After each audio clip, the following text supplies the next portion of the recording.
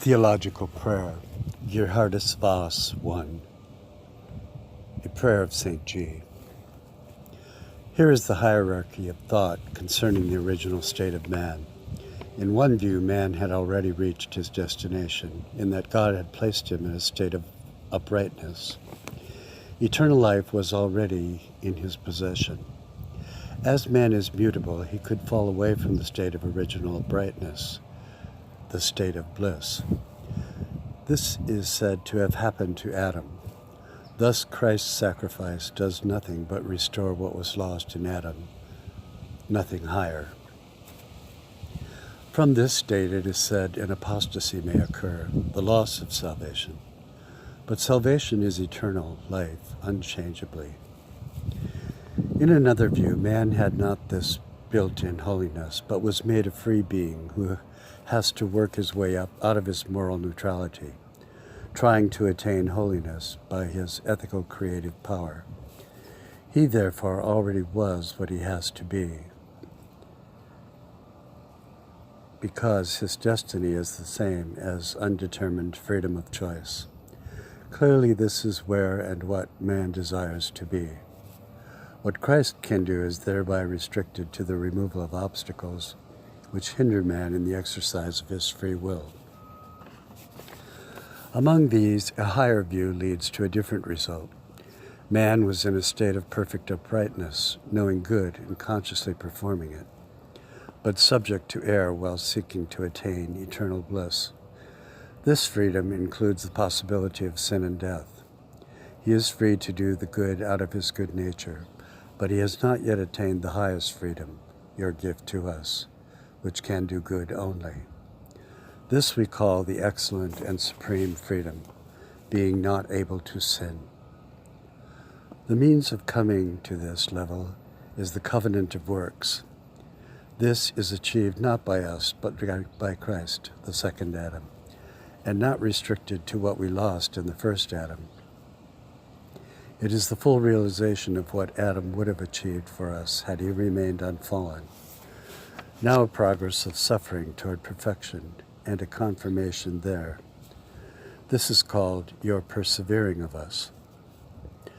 Then shall we have grown to holiness by a freedom given to us. The covenant was shown to Abraham, the unilateral work of the burning lamp that passed between the divided pieces. This while Abram was put into sleep, uninvolved. Yet the covenant was forever. All of man's work rests on the previous work of God. The good is created by God. You only are able of such a thing. I, even I, am He. I kill and I make alive. Neither is there any that can deliver out of my hand. For I lift up my hand and say, I live forever. This is you, the God with whom we have to do. By assigning ourselves immediate bliss, we prevent the many-sided unfolding of all your virtues, justice, judgment, mercy, unconditional love. Thus your honor and glory are properly greater.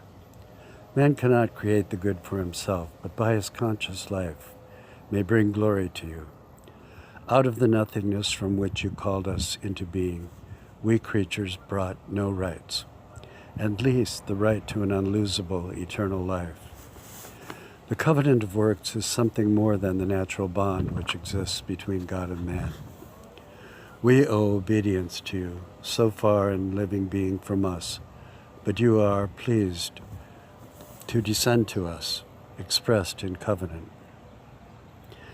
There is a high purpose to the covenant, grace which exempts not from the law itself, but from the law as the condition for eternal blessedness. Your perfect grace glorifies you.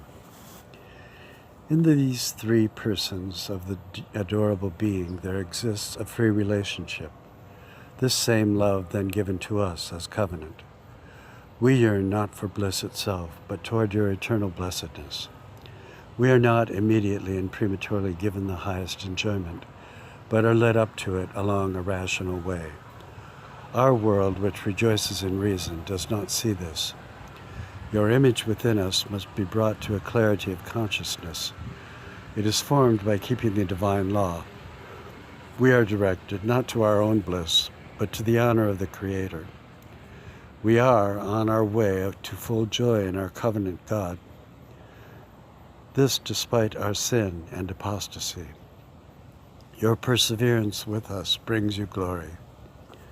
We have with you a counsel of peace, a covenant of redemption. Praise be to God.